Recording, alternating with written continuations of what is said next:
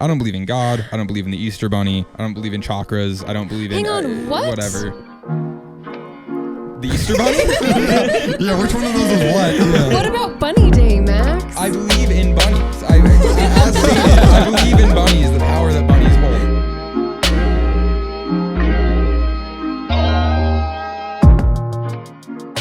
Hello, and welcome to the Bumpy Soup Podcast.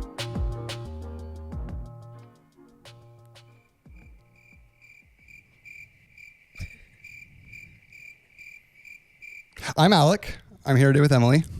Yoo-hoo, it's pizza time. Shane. Oh my God, I am fault. I am bemad with the filth of pride. I am. I know it. Dispose of me as thou wilt, yet redeem my children. They cannot tame the natural evil. I lie before thee, a coward, and thine enemy, and lick the dust of thy mouth. Aqua Right. Supreme. Bump it up! Yeah. And joining us from SLC is Patrick. Woo! Yeehaw. I like your bonnet. Thank you. What's that from, Shane? So I had an idea, Okay. and we'll just jump right into it. Okay. Father Ivory's Idea Corner. Okay.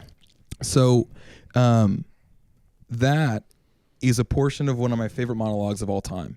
Oh, really? And it is the father in The Witch after everybody has fucking died. Oh. Spoiler alert. It's old. You kind of see it coming. But the line specifically, I lie before thee, a coward, and thine enemy, and I lick the dust of thy earth. Is so good because right after that he takes a four-wheel honest to God handful of dirt and fucking puts it in his mouth. Yeah. Ooh. Yeah. Is he saying it to Black Phillip? No, he's like praying to God. What's the actor's name? He's really good. I can't remember his name. Yeah. The whole fucking movie is incredible. Yeah. Anyway, so I thought it would just be kind of fun. That's great. I like the accent. I like it's the as close as I idea- can get to it. Okay. It was pretty damn close too. That guy has like such a distinct voice. It's insane. Yeah. Yeah. Yeah. I like the idea of a person praying to a goat.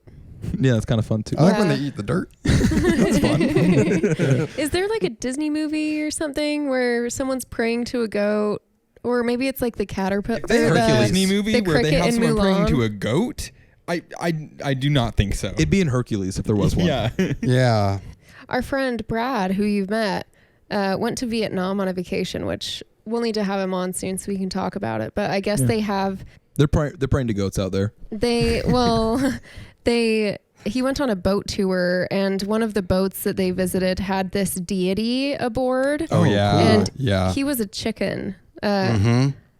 Yeah. Yeah, it was Yeah. this chicken that like would hang out in the neighborhood and like go to different Boats? like different merchants, different boats, and like if the chicken was there, it was good luck. It meant that like the chicken had chosen Rooster. you. Rooster. Yeah, rooster had And chosen you that day.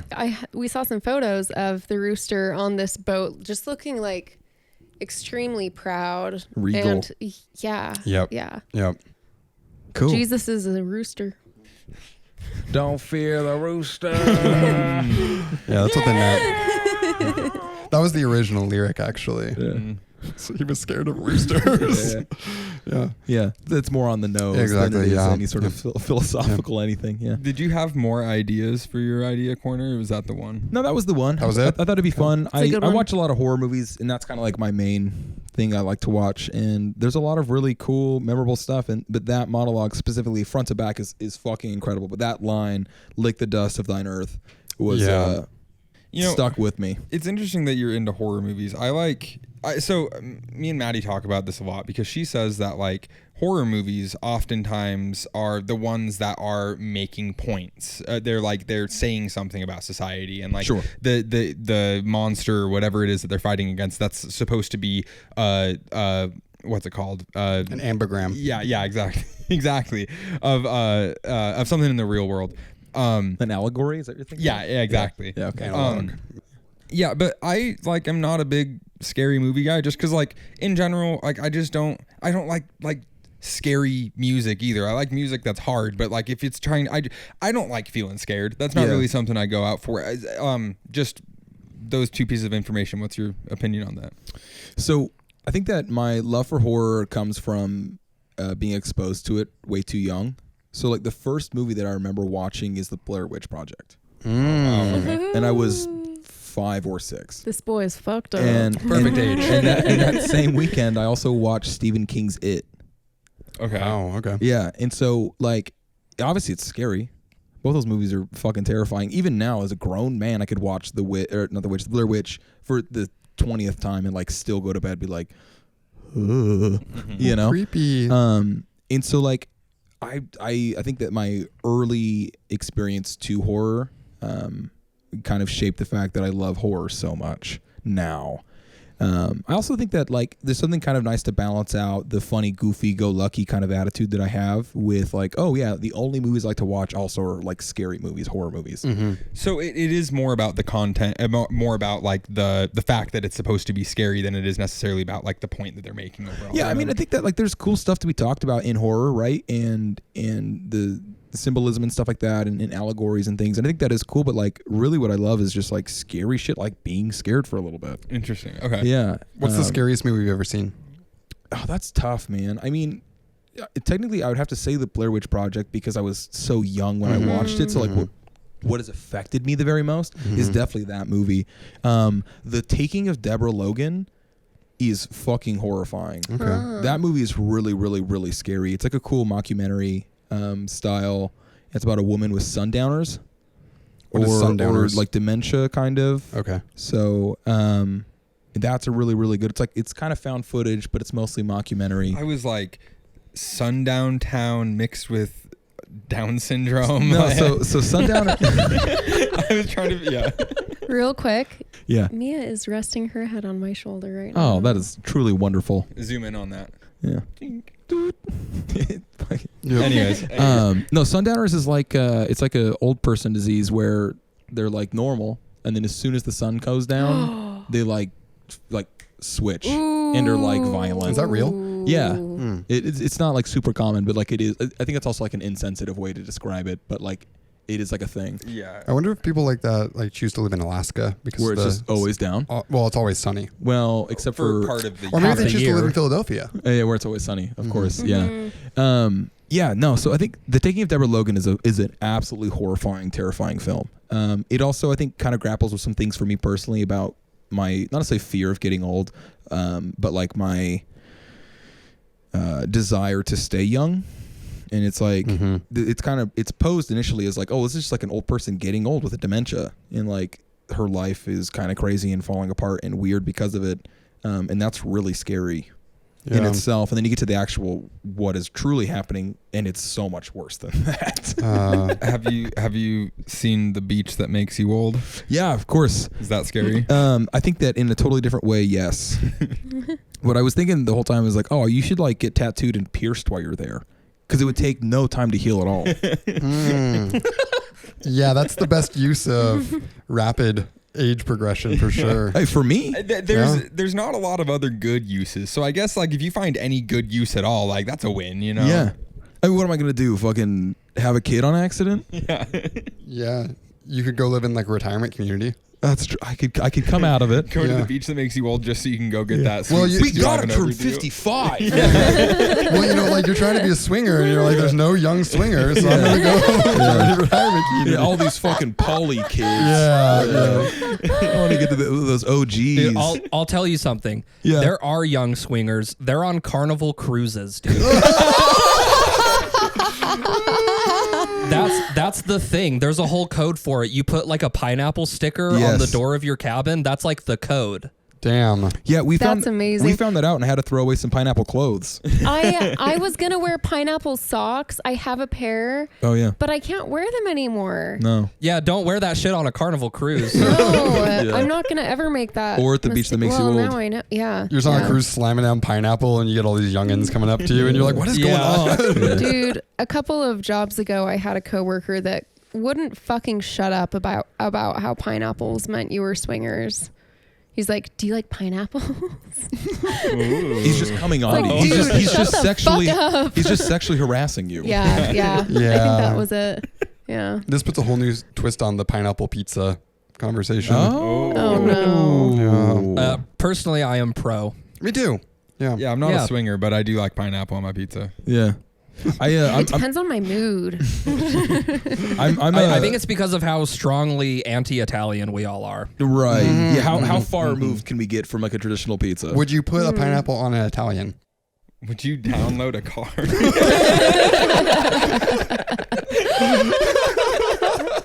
That's fucking awesome, dude. That's you know what? So okay, a while ago, one of my coworkers was photographing a home, and the home was like just freshly painted. Okay. And when you walk into a freshly painted house, it smells fucking crazy, right? And you keep all the doors closed, windows closed. It feels weird walking through it, right?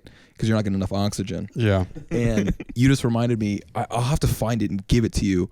It was like the wordiest, longest, like you wouldn't go and photograph a home that was just freshly painted and huff the paint off the walls. But it was like with that same, it was so fucking long. Yeah. It was that same font too. I don't know why, but I just have the idea of like a horror movie where like a pineapple keeps appearing on the door. They keep scrubbing it off and the sticker just keeps showing Your up. neighbors keep bothering them. And yeah, just like the worst people you know keep knocking on the door like, hey, what's up? Hey, we saw the pineapple. Okay, You like swingers aren't IPAs? the worst people you know. There's lots of different kinds of swingers. I'm not defending myself or anyone. I'm just saying, I don't know. There's bad I swingers. don't know what I'm saying. There are bad swingers. I've never met a swinger because I've never swung, and thus I've never had anyone. This is true for me too. Well, you don't know. Also, You probably met a like, swinger if you're and a didn't know they're a swinger, swinger. couldn't you Yeah. just call yourself poly? Like, Well, like get with the I times. get, Yeah. let's have an. Like you're just open. Yeah, I think it's a little bit different though, right? Like swingers is kind of like I think it's an event-based thing. I don't know. I think that would just be group sex or an orgy if it was event based. Well, it's like a trading wives or trading husbands, sort of Trading thing, you know? whatever. It's like you go to a party and you do. I don't know. Swingers, jump in the comments. Let us know. Please educate us. Yeah, you pineapple peeps. yeah, the intricacies between being open and being poly and being swingers. Because I mean, being poly and being open are totally different, right? I Yeah. conceptually like have a grasp on the differences, but Yeah. I feel like if someone was a swinger and they got called polyamorous, they would just be kind of like, you just don't get it. But if someone was polyamorous and they got called a swinger, they'd be really they'd be like, offended. yeah, they Yeah. would be. Okay, Yeah. I think there's a strong generational thing there. I think that's really what it too. comes down to. It might just be age. I think also polyamory, amory is like love, whereas like swinging doesn't have anything to do with that. You're just swinging on by. So right, I think that like polyamory is way more of a relationship thing. Swingers is just wonder- sex. So I wonder you're, if you're it- talking more about ethical non-monogamy. yeah. Yeah, there we go. That's the Yeah. full umbrella term. That would Versus be it. non-ethical monogamy. So I know. Forced monogamy is real. Yeah. Oh. I know that there's like like hetero-romantic, poly-romantic, and Right. heterosexual, bisexual. Yeah. Happy Pride Month, by the way, everyone. Yeah, Happy Pride Month. But I've never heard of amory, like as Yeah, like well, the end of one of those words, like. I've never met anyone Outside who of said polyamory. I'm polyamorous to me. Yeah. I just kind of think I'd be like, I don't know, like go get a job. You don't need to think about it that much. You know what I mean? Like, I don't know. I just feel like you're thinking about it too much. Like You gotta love your job. Have you ever heard of having multiple jobs at once? Job amorous, poly jobs, poly employed, fucking Polyemployed. fuck no, it overemployed. career amory, but that's Career yeah, amory. Yeah. not as good. Career Yeah, What about, career what about yeah. like a omnisexual? You only love God.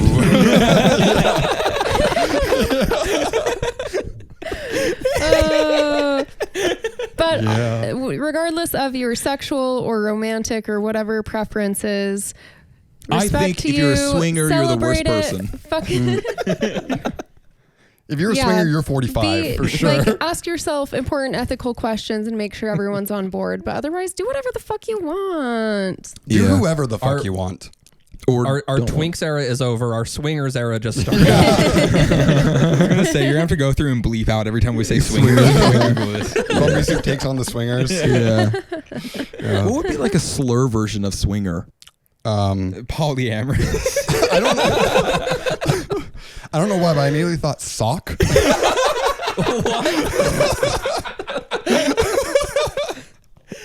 Yeah, man. You fucking socks. I don't think that's Pineapple real. sock. Yeah. That's why you thought of it, huh? I don't think that. Wait, what is a pineapple sock? It's the socks I have. Oh, I pineapple have socks. socks that have pineapples on them. Sock. I don't know. I'm not a swinger. Yeah. Yeah, I don't know why, but that does sound like an insult that could work. A small community would use. I mean, to throw if you someone. just call anyone a sock, that's an insult. Yeah. That's pretty good, man. I do like that. Yeah, happy Pride, everybody. Yeah, happy Pride.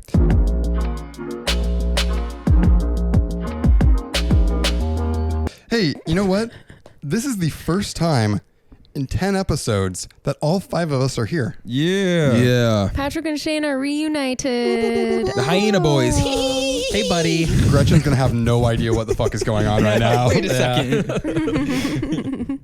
It's good to have everybody back. It's good to be here and back. Yeah. Yeah, and Patrick, I'm glad you're here, man. You're looking good. I like the hat. Hey, thank you. This is one of the latest from Dej. That's sick. Can you give us a look at the top of it? Yeah, a little. Oh, yeah, sliver. totally. Let's see. Ooh. Really Very beautiful. Cool. Everyone who's just listening right now, you have no idea what's going on. It's ruffly around the edge.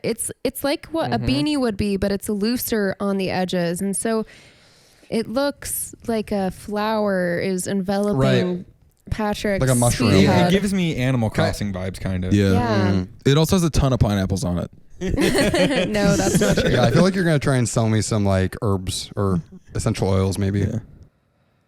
Yeah, I mean, both of my sisters are doTERRA reps, so I can hook you up. Hell yeah, dude. I love doTERRA. Holy shit, I love doTERRA so much. Why? So I think that my approach to doTERRA is if you use it because it smells nice, that's awesome. Mm-hmm. If you use it because you think it's going to cure you of something, you're crazy and dumb. Yeah. And that's the based opinion, fellas. Yeah. Folks. Patrick, what do your sisters believe? Oh, I don't think they actually do it anymore. I think it was just like it's easy jobs to have. I see. It was just a See. phase. What did they believe? In making money by selling stuff to people. I don't think they had any like emotional involvement in what they were I believe in the doing. power of taking a huge fat rip of like an essential oil right here, like the deepest breath. Yeah. Hit it like Jankum. Yeah, that was the word. I was looking for that word a while ago. Sorry. Yeah, there you go. I couldn't find it, but Definitely essential oils. Like you smell something, it's gonna smell like something. It's gonna change your mood or something. Yeah, well, just as much as smelling anything else is going to smell like anything else. Smelling those things, they're going to smell like the thing they are. I think that's all there is to it, and I think that's fine. They smell good. Yeah. There's nothing else. It's like crystals. They're pretty. Let's not I think let's not I'm, get crazy Hey, here. Max, take that back, please. oh shame. Your crystal stance. Ooh. I'm very pro crystals. Okay, do you believe that it like cures stuff? And- So I don't have any personal experience with it. okay. But what I do have personal experiences with is specifically having smoky quartz in my car because that is a good protection crystal so that you do not get into wrecks. And Didn't you get in a car accident recently? it worked for 8 years. And I'm not going to come out here and out myself on the podcast. But in a video game, I drive as fast as I can all the time everywhere. Because I used to drive a really, really, really zippy car that was teeny tiny. So I could weave in and out of traffic. I could speed up, slow down really fast. I would, it's pretty fuel efficient, so it wasn't too bad on gas in this game, right? And it was like the day that we started moving our crystals to our new house. Or like that week. I see. Started moving our crystals around. Wait, the day or the week? It was like that week. Okay. That we started moving crystals around that I fucking got in that wreck. But not that crystal. Yeah. Oh, you did move that Yeah. crystal also. Yeah. I moved around a bunch You of moved out crystals. of your car? What's that? You moved out of your car? Yeah, I moved all my crystals. Okay. What I like to think about with crystals is these are pieces of carbon that have been sitting in the earth or in a shop or whatever for much, much longer than anyone we know has ever been alive. Yes. And you have to respect that a little bit. Yeah, I think they're cool. I like crystals a lot. I have a lot of rocks in my house, but just because they look cool, you know what I mean. I like picking up rocks. I like holding rocks. I'm a rock kind of guy, you know. But yeah, I once people start getting into like this helps your throat chakra. It's like you say the word chakra to me and you're not referencing Naruto. I can't. Here's a cool thing. I don't know personally how much it helps or not. I'm kind of like question mark for a lot of different things. Yeah. Because I like using tools that may or may not help to like focus my like concentration on a specific goal, right? So there was a time like in the last 2 years where I felt like a little less like stable or safe in life. And I know that like your root chakra is like your safety, stability chakra. And I looked up like different things you can do for that. And I implemented some of them. And I'm not saying it's because the things I did like actually directly solved my issues or helped me feel better about them. But putting your energy and attention into doing a practice like with that intention. Yeah. Yeah, I think like the reason why the secret works, right? If you think about something, it's a lot easier to Don't tell anybody. It's a secret. Yeah, but I mean, overall, my opinion is just like I don't believe in God. I don't believe in the Easter Bunny. I don't believe in chakras. I don't believe in whatever. The Easter Bunny? Yeah, which one of those is what? Yeah. What about Bunny Day, Max? I believe in bunnies. As stated, I believe in bunnies, the power that bunnies hold, but I don't believe in God. And to me, it's all the same the thing. Easter Where Bunny it's like, is the god of bunnies. Is that what you're trying to say? The Easter Bunny doesn't exist. There's a bunch of bunnies out there, and I respect them enough to have a day in their honor. Here's what I think is there are lots of Easter bunnies. In fact, like every bunny is an Easter bunny if you think about it. If they're alive, you know, on Easter. Sure. And they have that in each one of them. You know? So the ability to create rapidly. Easter was within you all along. Yeah. Yeah. What about Playboy bunnies? Those also Easter bunnies? I bet that there's like an Easter version of Playboy, Oh, right? 100%. What about 100%. buckle bunnies? Buckle bunnies. Yeah, What are girls those? that fuck rodeo guys specifically. Are those I Easter thought you were bunnies? gonna, well, there's kind of the same. I was going I'm to say learning girls who things. wear buckle, like from the store buckle, but that's probably the same person. It's a circle other than diagram. There's a huge overlap there. Yeah, for sure. Yeah. So I have a question for both of you too. Then, Yeah. are you interested? If you could know, like objectively, whether crystals worked or they did not, would you be interested in knowing that? Yeah. Who are you asking? Me I'm and asking, Shane? I'm Two of asking us. both of you. If you want to go first, you can, because I have a Yeah. pretty quick answer. Yeah. So if there was a definitive answer, I think that Big Pharma would have been on it already. Yeah. And then it would, you know, you'd have to buy it through your insurance or pay a ridiculous price. So I'd prefer to like just buy it off of like an Etsy seller or from the shop on Main Street. So you're not interested in knowing whether it's I don't know. I don't think that aligns with what I want. No. I don't think I am interested in knowing. I'm curious. Yeah. Yeah. So Shane? I think that it works for me. I think that when I buy crystals, I buy very specific crystals, and I think that whether it's the crystals directly or just the intention that I put behind it that has helped me deal with the things that I'm trying to deal with, it works for me. And so the answer, I think would be, the fun answer is yes. I would love to know, right? Because I do think that anything only has as much power as you give it anyway. And I feel like I give it a lot of power, so it has a lot of power, right? So like I could say yes, and it could work for me. It could not work for somebody else. It could be, you know, in the middle of the road for somebody else. And I think that like, do I truly, honestly believe that crystals have magic powers that can heal people? No, of course not.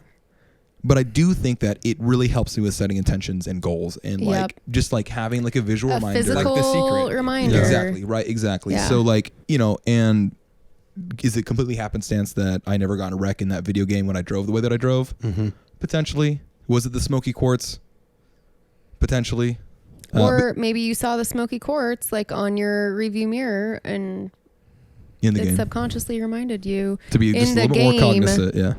Yeah. Yeah. So I would love to know. It was, but I am curious though. I haven't actually ever looked this up.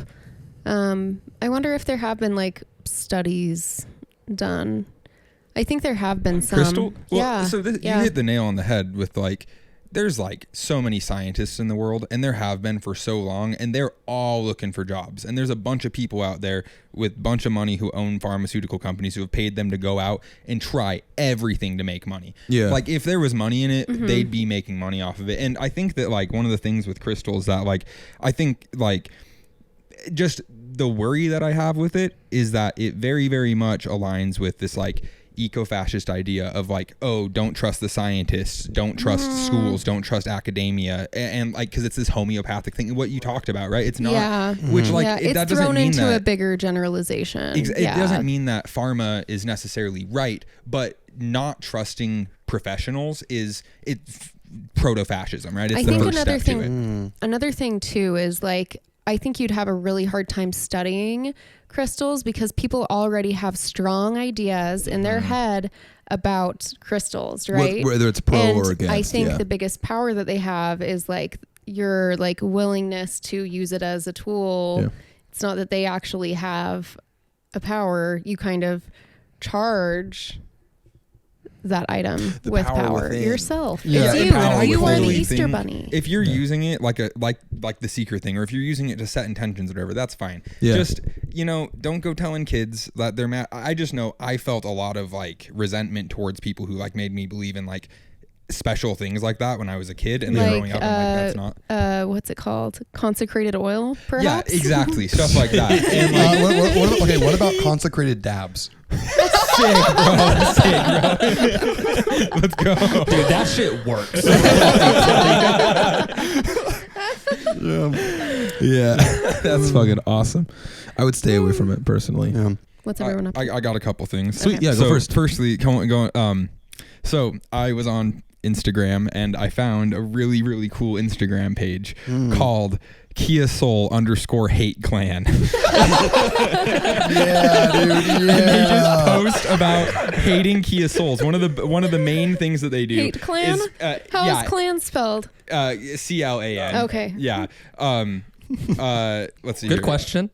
But they post this one thing called the Kia Roll, which is just a Kia. It's just a compilation of different Kia Souls rolling because they hate Kia Yeah, Souls. nice. Anyways, I want to know your opinion on that, Shane. Are you pro Kia Soul hate now, or are you still a Kia Soul I guy? have a feeling like you're still Kia love. Yeah, no. So I Soul. personally am absolutely pro Kia Souls, 100%. I love them. I probably will never buy another one ever again. But I love them. I also fully understand why someone would have any opinion that is strong, whether it's pro or against. Anyway, they're a very divisive car. Yeah. Absolutely. So earlier today, actually, my grandma has one, and so I was driving that, and like, I got to tell you what, I am on the hate clan We're side. talking about crystals or cars? It feels like you're driving a box, right? It's like a Yeah. box with wheels on it, and like I guess I can understand why.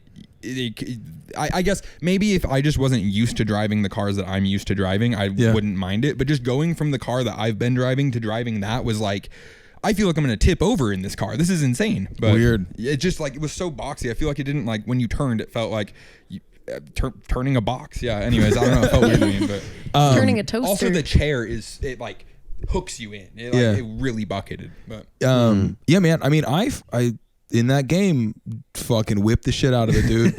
I did some crazy shit No in that rolls? car. No rolls. Not even a concern of a roll. Wow. Here's the thing. So my brother loves little like fucking ricers. Okay. He loves like Japanese cars. So like slammed to the ground, boosted, whatever, right? And so he's driving like actual race cars, or like working on like actually like fast cars that are like modded and stuff. And he gets into my car just like one day, however many years ago, right? And He's like, well, let's check it out. Let's see what it can do, right? And like that Kia Soul will put you in your seat. For sure. Yeah, right? I will. Yeah. And I took a corner getting onto the freeway, fucking punched it, and then turned onto the on-ramp. And he's like, I can't fucking believe how hard you can corner this shit without it tipping. This is insane. So if you're willing to try it, maybe it just feels that way. Yeah. It doesn't though. Not for me personally. I like not for a Give single it a shot second was in I Grandma's ever car. fucking whip the soul. See what happens. Rip the soul. Yeah. I'm doing science, Grandma. Yeah. No, man. They're cool fucking cars. But I again, right? It was a joke before, but I really think that it makes sense. They're a weird car. It's kind of like Nissan Jukes, right? Like, it's kind of like Nissan's equivalent of like, here's like the weird cool party car. Yeah, it's like yeah. Right, like the crazy colors and shit, whatever. Wait, is the Kia Soul the one that had the hamsters? Yeah. Oh yeah. Okay. yeah. Yeah. Yeah. So like Classic commercials. So mine had like the upgraded sound system that had the lights in the speakers and shit too. So it was like a party mode in that car, and it had like a fucking subwoofer in the dash. It was a party car. That's sick, actually. Yeah, it was cool as fuck. Man, it had a moonroof too, which was cool. Rip. But yeah, no, I love Kia Souls. I forever will. I'll probably never buy one ever again though. It's like when your favorite dog dies. Yeah. Yeah. Yeah. Exactly. I'm never gonna buy another wiener dog ever again. So, sorry, just piggybacking off of that. Like, you have like favorite dogs. Like, there's some dogs that you'll have and be like, this one, it's okay. I mean, yeah. I strongly believe in like favorite children. Yeah. Oh, for sure. I think that it's unwise to assume that someone would not have like preferred children or pets or plants or whatever, like and it doesn't mean that they don't love the other plants or the other dogs or the other children, but I do think that they love them less. That's exactly what I was saying. Yes, love is like a zero-sum game. Who's your mom's? Who's Gretchen's favorite kid?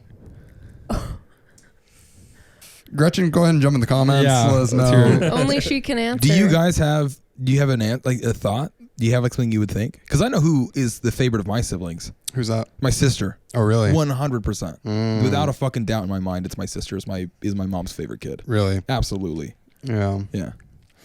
And then on my dad's kids, is she an only daughter? she is. Yes, it was the last kid my mom had. She was going to have kids until she had a daughter, and so that's why Lily was the last one. She's also like the baby, and the only girl. So, and then on my dad's side, of all his kids, it was his first daughter. That was his very favorite. Oh. Yeah. It's because girls are better. They're always the favorites. Yeah. It's got to be. The Goyles win. Yeah. Yeah. Well, applying that logic, then Maggie's probably the favorite of your family. Oh yeah, huh? Yeah. Yeah. I don't know. I Shout don't out want to Maggie. Yeah. I don't want to out anyone on the podcast. I feel like it's always the first or the last. Yeah. Are you the favorite, Patrick? He's my favorite. I'm definitely my dad's favorite because I'm the only one that's his. Oh, right, yeah. Yeah. No What if you competition. weren't? You got it in the bag. Yeah, what if I wasn't? Your dad's listening. He's like, whoa. He's like, I mean, technically, yes, but right. in my heart of hearts. Yeah. He's like, I never opened up the paternity test. I just called it good. In my Yeah. heart of cards. My heart of cards. Heart of cards. Yeah. He's just a big Yu-Gi-Oh fan. Yeah. Shane, what you been up to this week? So we're in the house. We're doing house stuff. I got some really, really cool shit from my mom and my stepdad. I was gifted a brand new chop saw. Ooh, yeah. Or technically a miter saw. Miter Yeah, saw. those Yes. are very useful. Yes, absolutely. are. So I'll be using it to be building a fence area for our back patio, Nice. which is going to be sick. It's a 10-inch, so it can handle pretty much anything that we're going to throw at it. Mm-hmm. It should be able to handle some 4x4 posts. Don't if not, get we'll Lowe's spin or it Home around. Depot wood. Well, I've been buying from both of those places because it's so fucking easy to get wood from them right now. Yeah. But we're not very picky, so that helps. It's cool that you're building that fence, dude. There is just no way I'm building a fence. I'm not going to build a fence. It's just cool that you decided Tom to do Sawyer ass. It's just He's not not going to build happen. a fence, paint a fence. Yeah. No, man, I like working with my hands. I think that of all the funny sissy shit that I do as an artist, I was still able to get some things from like the toxic men that I grew up around, and that is that like I work on my cars and I build shit, and those are like things that I got from better or worse, all the guys that were around. But yeah, so the thing that we're running into right now is that we have to do so much fucking paperwork for so many things now that we're in this house. One of those is an address change. But we can do it through the DMV online. Super easy. Takes like 2 fucking seconds, right? Or you could just not do it for 2.5 years. But we have to do it so that we're not paying a fucked up amount of property tax on our property, because it's not automatically registered as a first home property. Oh, Right. So I didn't have to do that for myself. We do. You do. We were informed we had to do it. And you do. We do. Yeah, and the problem with that is that if you go on to whatever, that's fine. Onto the DMV, we can do that super easy. The problem we're running into is that we do not have the keys to our mailbox. Wait, hold on. So do you guys have a shared mailbox? We have like a big community, like a bunch of boxes all attached to one. I was thinking that you guys lived out in like the middle of nowhere. We do. But you still have a shared mailbox though. Wait, they just have like a big mailbox that they put everything in but don't sort it. It's just a dumpster. Yeah, That's just a big mailbox. It's just honor system. Yeah. Yeah. The mail guy doesn't know, so he just sees this big dumpster and throws all the trash in. They're like, we didn't ever get any mail. It's like, So anyway, so we have to do that, but we don't have any fucking mailbox keys to get into the mailbox, because this is the first house ever built on this piece of land. yeah. So we have to go to the USPS, right? But you go on the website, and The there property is doesn't exist. zero information on how to do it. They're like, go to the local place, go talk to them, and that's it. So we go to the USPS downtown off of Main Street, which is my favorite one. Yeah. There's a lot of really crazy people there. Yes. And a lot of really grumpy employees. Yeah. And I like both of those things. You like both of them. If it's going to take fucking forever, at least it's going to be fun to watch, right? Mm-hmm. And so we get in line, and Meg's like, this line's going to take fucking forever. I said, yes, but that's okay. We get to spend time together. This is our only break we have. And she's like, well, is there anything, maybe some paperwork that's like around, so we can at least get started on it or whatever? I'm like, yeah, for sure, I'll check. And I'm looking through like every little cubby, every little like stand that has paper and shit. And it's all about shipping, because that's what USPS is traditionally like truly for, right? And don't find anything, so we just keep waiting in line. And all of a sudden, they're fucking flying through people out of nowhere. It's like fast as fuck, right? We get like 6 people in line in the matter of like 1.5 minutes, maybe 2 minutes, which is incredible. We get to this point, slows back down again, and this family walks in. And this entire family has zero ability to control the volume of their voice. Ooh. A whole family. Minus the dad, who's very aware that everyone is very loud. But all of these people are probably on the spectrum. Mm-hmm. And so you have this girl who is yelling at her dad, who's obviously really nervous about something. And I don't know exactly what it is. Maybe she's going to a friend's house, or someone's going to watch her, like babysitting or something.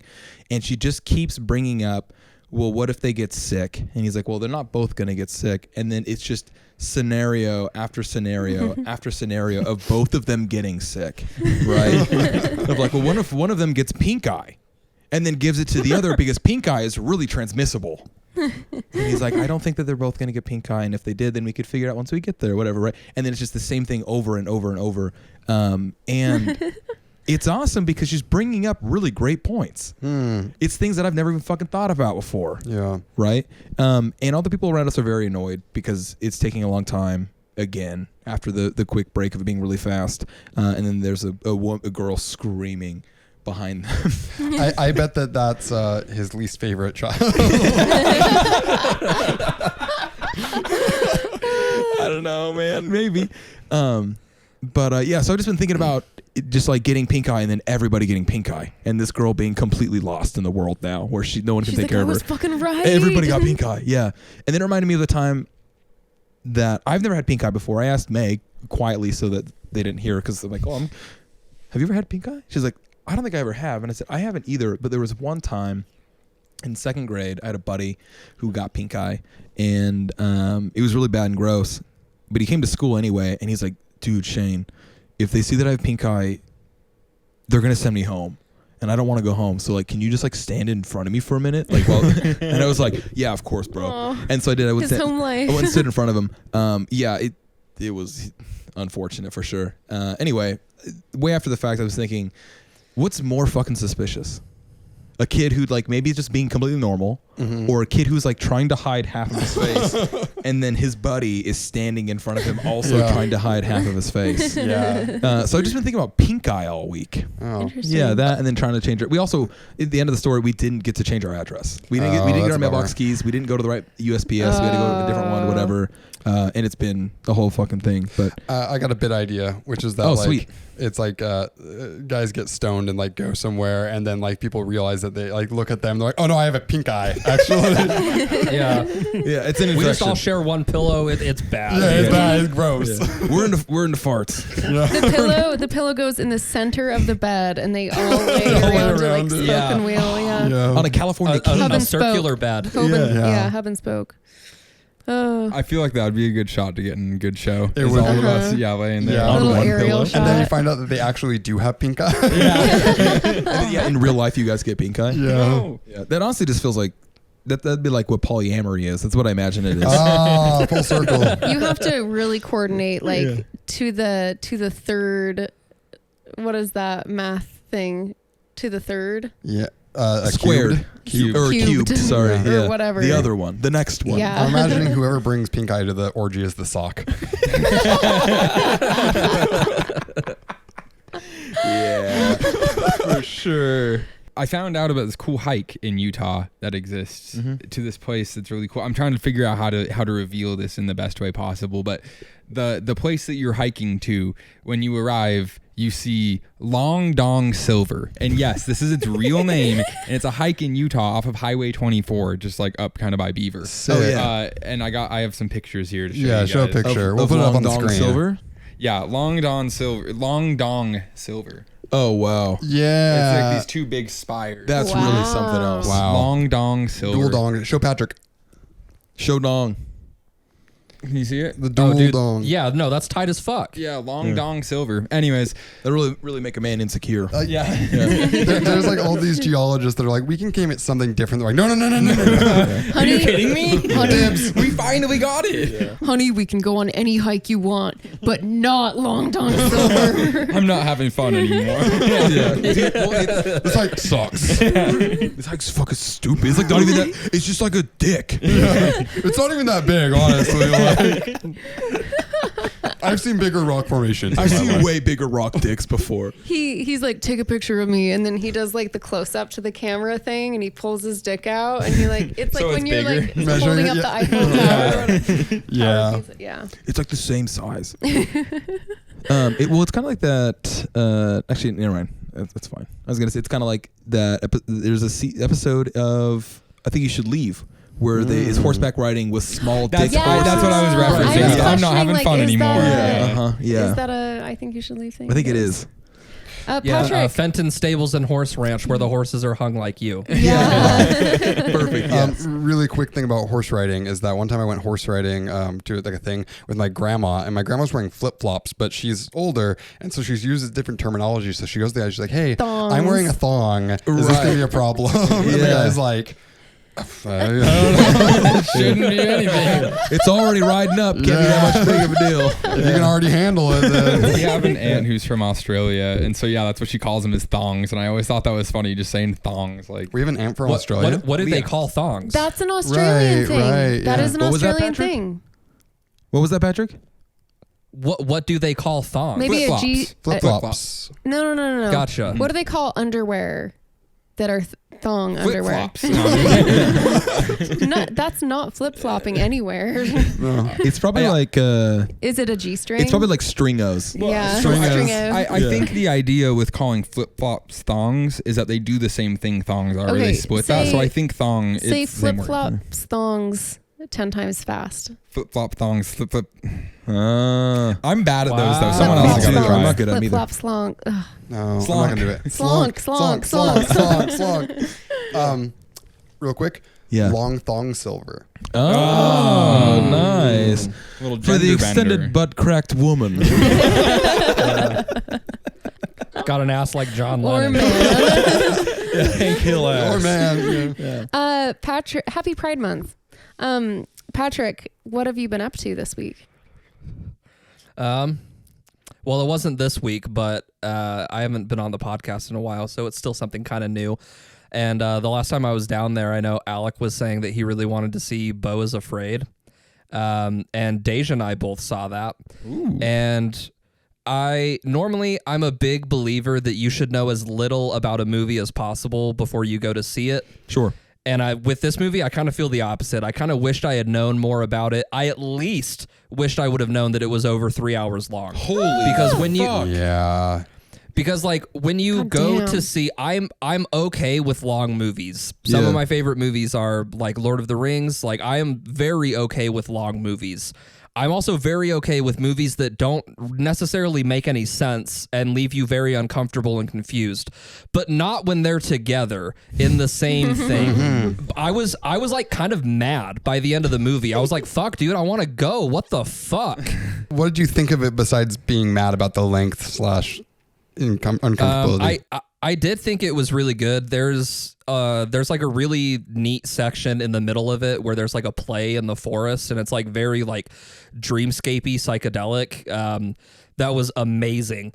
And the whole ending is really interesting too. It's just it's actually something that I kind of wanted to say earlier, but the topic just got changed a little too quick when Max was talking about scary movies. Where I definitely agree with Maddie. I think they definitely do have the largest capacity for, I don't know, being like metaphorical. Making a statement. Yeah. Yeah, and I don't know. There's another word I'm trying to find in my head, but I can't Allegory? really find it. No. Social it's, commentary? Symbolic. Yeah. And I think that also scary movies generally aren't that scary. They're just kind of a little more, I don't know, dealing with something uncomfortable or touchy a little bit. And I think that's also something that like horror and comedy kind of share, where they're both mainly about the vibe. It's not about the plot really at all. It's about the sensation of it. And so I think that if you can appreciate comedy, you can really appreciate horror if you give it a chance. But yeah, I really liked it for the most part. It's just like, you know, the character is supposed to be kind of insane. And so you're seeing everything from his perspective. And so nothing makes sense and everybody's acting irrational. And so it just makes you really uncomfortable the whole time, which is really neat. I just wish that it was maybe like 2 hours instead of like 3 hours and 20. So you don't think it justified the time at all? I don't personally, but also I've only seen it once and I didn't see it with the right mindset. That's why I think like if I had known it was like over 3 hours, I still would have gone to see it and it probably would have allowed me to appreciate it a little more because I knew what I was in for. I think that is really a big thing. It's like if you go to see the movie, just be aware that it is over 3 hours long and it's uncomfortable. Yeah, I need to give express consent before I go see a movie that long. Like, Yeah. yeah. Yeah, anything over 2 hours, you should know.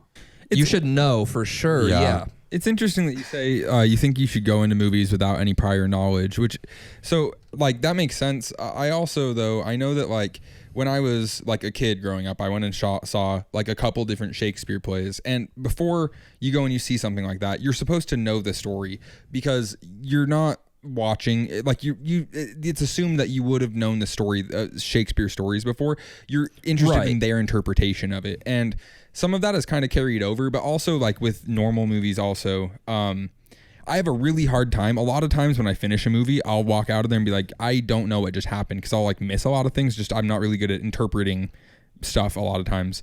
And if I read about a movie beforehand and like know what the plot is, then when they do things, I go, oh, they're doing that now. That's instead of just like completely missing it. So it's interesting. I've never really known. I've always like because it kind of ruins like plot twists, but I've never really liked plot twists. So that's not been a big thing for me. But anyway, it's just interesting that you say that.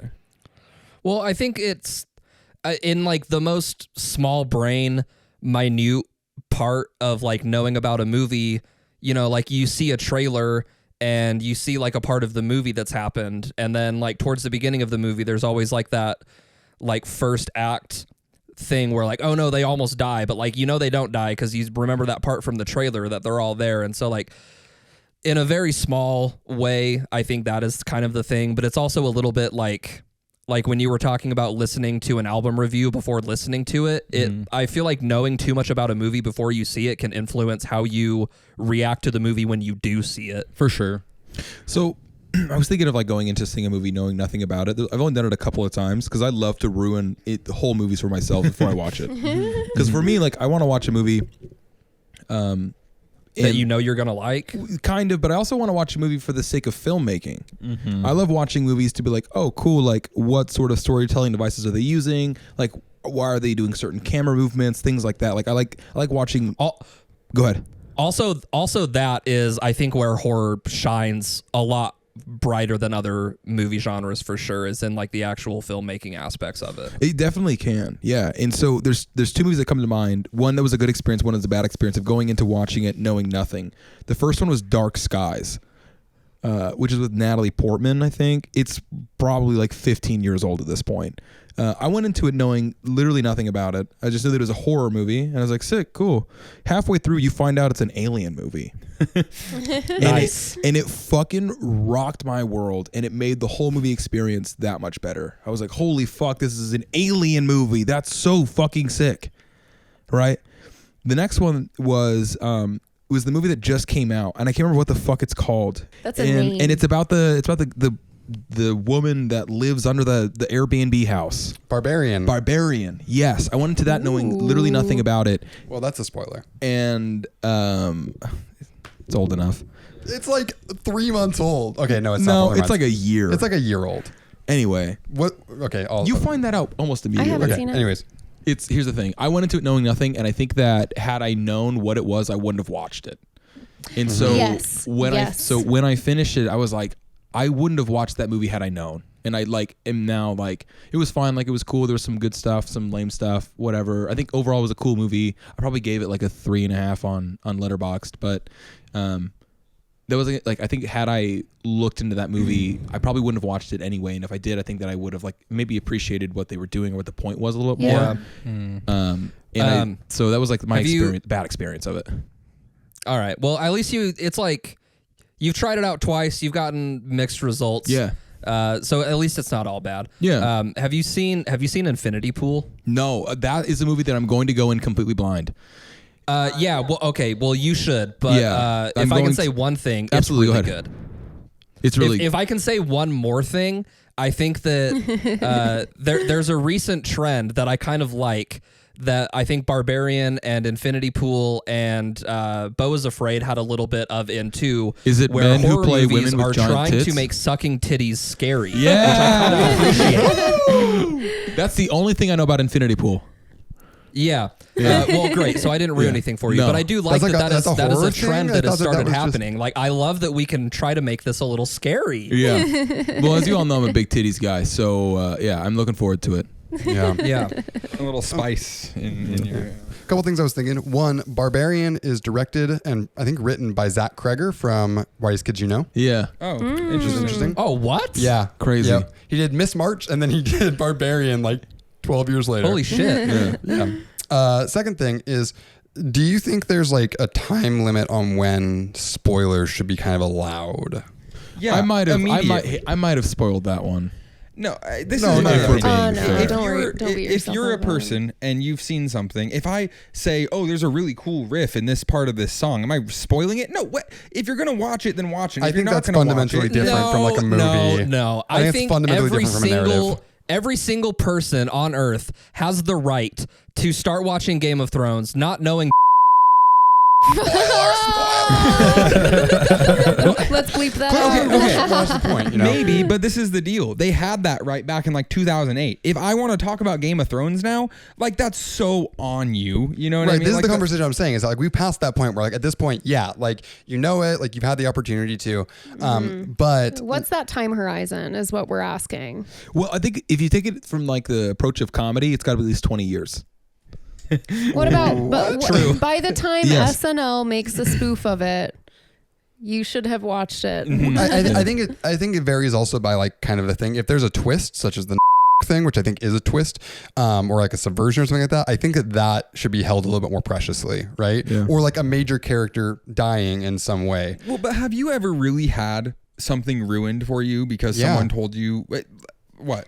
I mean, that's the reason that Reddit has like the spoiler whiteout text. You Yeah. know what I mean? Yeah. I would say even knowing that there is a twist in a movie ruins it for me, because then I know something's going to happen. Yeah, but if you're going to an M. Night Shyamalan movie, right. Well, that's Or your fault like- for going in there now anyway. that he has Yeah. set the precedent, then I that's don't know. like, But if you're it's gonna- something that you can come So, to expect. Yeah. I was raised in a family where I was extremely limited with media I was allowed to watch. So I am in my adulthood watching movies that people watched ages ago. Yeah. And like I'm sure so many of them have been spoiled before I watched them. Have you watched So I Bridge don't to feel like Terabithia? anything's really being stolen from me. What? Have you watched Bridge to Terabithia?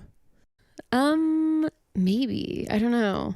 That one's gonna fuck you up. I hated it when I watched it as a kid. Dude, I haven't watched it again since. but Traumatic. Yeah. It was unbelievable. Yeah. That was a really Anyway, confusing experience.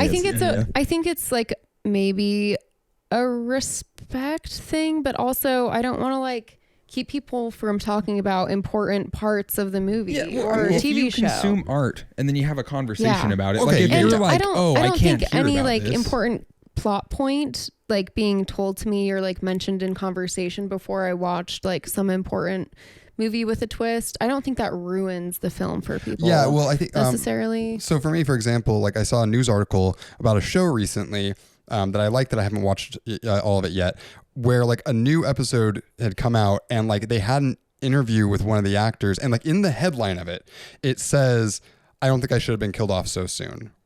Oh. And it was just like, what the? This came out like 2 days ago. Like that is. Yeah. I think that is. Wait, what show? I don't want to say because I think that's. I know unfair. what it is. Okay, now. well, Sure. individuals spoiled it for versus me. media. See, this is what I'm talking about. They have different rules, right? I can agree that's just dumb because it's like you're doing this for promo. Why would you ruin that? I think for like my point is this is like if I see art and I want to discuss it, you know what I mean, and I start talking about that. If someone else hasn't seen the art, they shouldn't go, "Hey, don't talk about that." They should go, "I don't want to hear about this, so I'm gonna go to somewhere else." You know what I mean? Like it like Yeah, well, I mean, okay, if you watch something that has a significant twist that you are like aware of it, do you take any seconds to think like maybe this would be like, especially if it's impacted you, especially if the twist was like something that like was like, wow, that was like incredible that happened. I'm so glad I didn't know that this was going to happen before I went into it. Do you think like maybe I shouldn't say this to people, or like, you know, maybe give a disclaimer or be like, hey, have you guys seen this? Like, do you think it's that? hard to talk about without having a specific example? I 'cause I can't have- really think of any. Like, I have a really good idea. Okay. I think that the placement of the twist dictates the amount of time you have to wait, right? In the context of Barbarian, the twist is the second act, Okay. Yeah. right? I would say that's almost immediately. You have like the opening scene If and then the twist shows If it up. happens Yeah, like right. at the very Right. end, you have to wait. In the case of Old, the twist is the last fucking line, Right. right? It's like the last. It turns out piece that they of were dialogue. all old. Yeah, they were all old the whole time, right? So like, so Old I think Island. that like you look at the twists in those two movies, where Twist and Barbarian is the whole movie is the twist essentially, right? Right. The twist in Old is literally the last 2 minutes of the movie, Yeah. and so. It's, I mean, Yeah, obviously that's Old got that's an fucking interesting memed stance. I like that. immediately. But Yeah. I think that like, you know, to spoil the fact like, oh, there's a girl that's crazy. and Yeah. There's a barbarian down there. Right. Right? Like, to say that a year after, probably fine. Yeah, right? yeah. But I think that like, yeah, where the ending is the twist, like Yeah. to say that, like, Yeah. I would just wait unless someone has already seen it. And then at that point you can talk about it. Yeah. Right? I'm trying to think of a twist that really got me. And it's funny because if we talk about any twists right now, we're gonna be Ruin spoiling the whole things. yeah.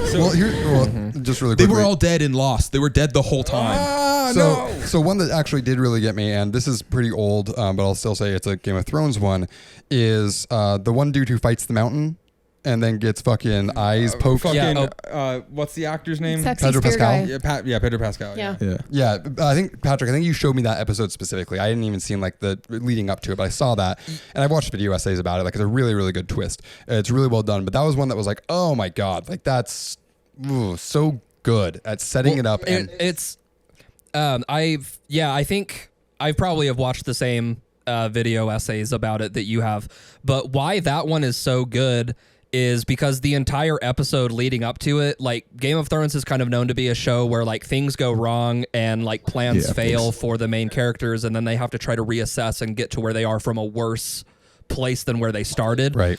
And in that episode, every single character gets a payoff. Like what they had been working on all season works, and they are in a better spot.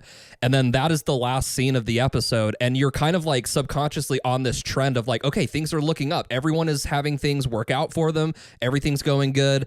And then the worst thing possible that could have happened happens. And it like kind of tricks you because like subconsciously you've been seeing everything go right for everyone else. And even in the fight, he like basically wins, and then he very much does not win. That fight makes you so mad when you watch. It's like, no, don't let him go. Like, That's so great. Yeah. Great TV. Well, it's pride. He's Inigo Montoya, you know? Yeah. It's not good enough for him to just win. He needs the Glory. apology or the confession, you know? Yeah. Something I just wanted to bring up because we talked about M. Night Shyamalan a bunch. I was at Walmart and I saw this 3-movie pack, and it was like the first one was like The Village or something like classic. that, and then it was Glass and Split. So they put not Unbreakable. They didn't have Unbreakable. Yeah, exactly. They had 2 of the 3, and then they put another M. Night Shyamalan movie. That was the twist. That was the twist. I don't know. Holy fuck. That's the Unbreakable Glass Split. Like that. Not good. Not worth it. I mean, maybe I wasn't there when it happened, and so. But like watching those now, not worth it. The twist in The Village got me pretty good. It's good. It's a really good one. Yeah. I don't know if I've seen it.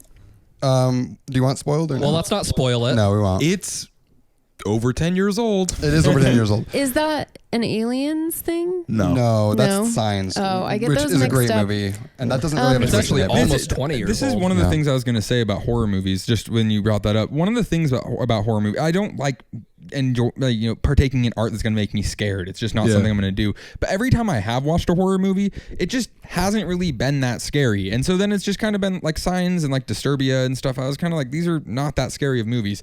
And so then it's like, well, if I'm not even going to be scared, what's the point of them? And I guess the thing is it's this whole other thing where they're making good movies through this other lens. I just don't really like the taste of it, the flavor of it. Yeah, I don't like horror movies like Don't Look Up.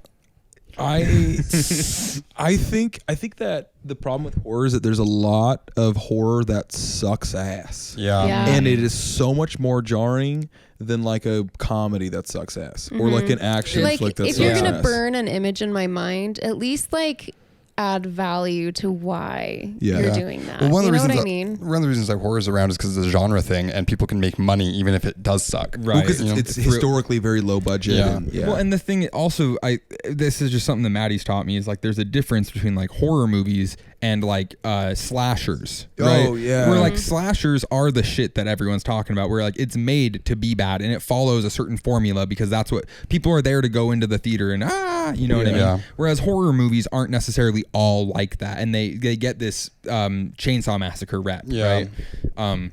Anyways, And- Max, I'll have to recommend you a couple that are maybe worth watching. but Yeah, I think I have a pretty curated taste in horror and things that I really really like, and I think that I could send you a good spread of recommendations. You could read a synopsis, see if any of that like seems appealing at all. Yeah, like Yeah. To be kind of cliche is that I do like the elevated horror stuff that's come out recently. Like you're talking about The Witch. Elevated You know, horror. you're talking about Yes. Hereditary, Midsommar. Yeah. It follows fucking rules, dude. It follows Yeah. so good.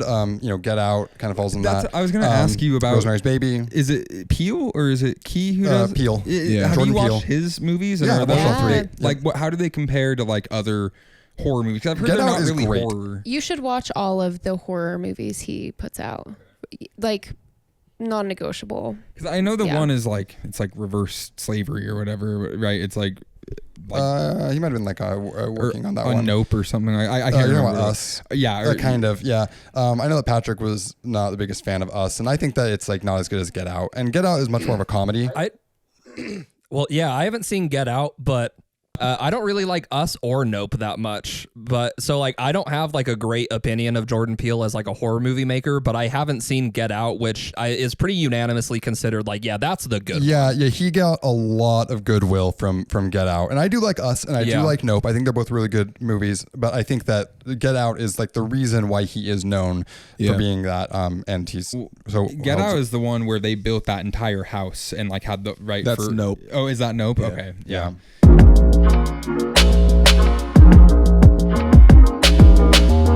It's time 4 Supremes 60 9 seconds. of soccer. Okay, welcome to Supreme 69 Seconds of Soccer. Let's go. go. Firstly, Real Salt Lake changed the name of your stadium. Okay, moving on. I'm going to run the house as fast as I can. This is the first time. Whoa, There he's goes, going outside of the house. Whoa. running. He's running. He's running around the house. Oh, I just what saw an it out the window. unprecedented move by Aqua. Yeah. We've never seen this before. What do you think? There is some bald guys out there? You got to go take care of God, them? I hope so. God help them if they're Italian. Man, he's taking a long time. I wonder what's going on. Did he trip? Oh, he's back. He's back. He's back. He's returned. We lost to LA. Oh. They lost? We went up 2-1. Lost 3-2. Oh no! Sucked. Wow. Yeah. I only ran around the house one time. Oh shit, dude, we weren't recording. Can you do it one more time? No. Okay. So who is playing against whomst? Okay. So RSL plays LA Galaxy in the Open Cup. Alec. I support the Milky Way galaxy only, so I'm going with RSL. 3-2.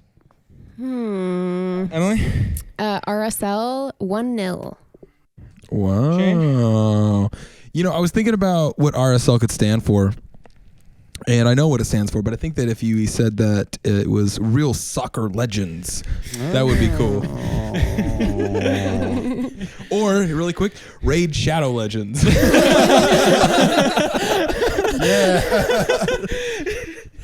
I'm just trying to give you some time to catch your breath. I'm sorry, man. Video sponsor. Yeah. No, man, we're going with the tried and sometimes true 10-10. Lots of fun, baby. Yeah, fun. All right, Patrick. I think there's no reason that RSL should beat LA if they already didn't. So I'm going to say 3-1 to LA. And remind us who has the highest score right now. I don't know. Just say It's it. Emily. By how much? A lot. 2 points. She has a 2-point lead right now. Who's next up? Well, me. I'm going to go 3-0 to RSL. Nice. Actually, I'm going to go 3-2 to RSL. I already did 3-2. Fucking shit. I'm going to go 3-0 to RSL. Can you have the same score as someone else? No. You can if you want to. I'm just not going to. Oh, last week Shane got a point for predicting a draw. By the way. Oh, nice. All right, that's it. Fuck Right. yeah, baby. Oh, well, shit. You know what time? You know what it's time for right now? It's time for Watch of the Week. Another one. All right, so we're gonna Supreme 420 seconds of soccer. we're gonna do Watch of the Week, and Aqua, you still have to run around the house. Yeah. So this week's Watch of the Week is I Think You Should Leave. I think you should leave. I think you should leave. Season 3, Episode 2. New I can season, do whatever I baby. want. It's fine. This is the first time that we've watched an episode of a show that we'd already done a review for. The very first episode of this podcast, we watched episode 1, season 1 of I Think You Should Leave, and now the new season just came out, so we decided to watch an episode of that. Yeah. Fuck yeah. Yeah. So what did you guys think? I loved that the phone was shot practically during the ponytail scene. Yeah. I thought that was a crazy choice. It's always weird when you see a real phone screen inside of a movie or inside of a show. It I is didn't even always catch fucking that. weird. And I was really excited to see that. It's interesting. nice. It's like a very conscious decision to make. And I think that it made it funnier to me. So I love And that. all the different shots of cigars too. Oh, yeah. And he has a cigar screenshot in the thread with his With friend. his does, buddy, yeah. yeah, which is Yeah. awesome too. A really quick tangent is that I think that those cigar pictures may have been AI generated. Oh. Because there's a picture with little mini cigars. I don't know if you saw that.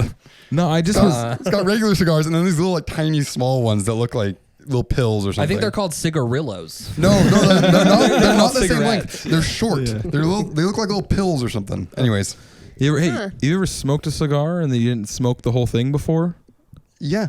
And then there's like just a little bit No, left? you're not. You're stubby. not getting it. It's like a cigar, but like shrunk. Like you like Like a baby, you're like a zoomed pill down. size. Yeah. Okay, so but I imagine refuse- if you had a cigar. I'm just kidding.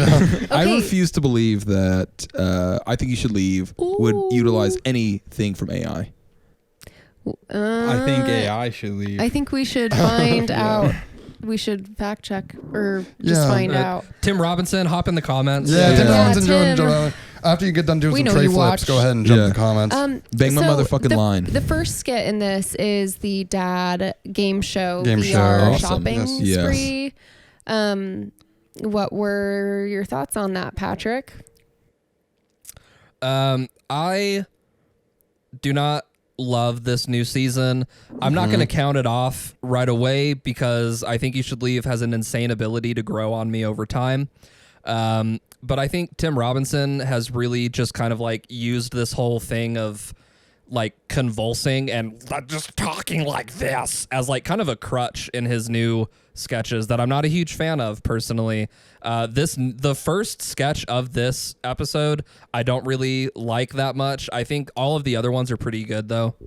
I kind of wish that this was the first episode of this season instead of the first two episodes.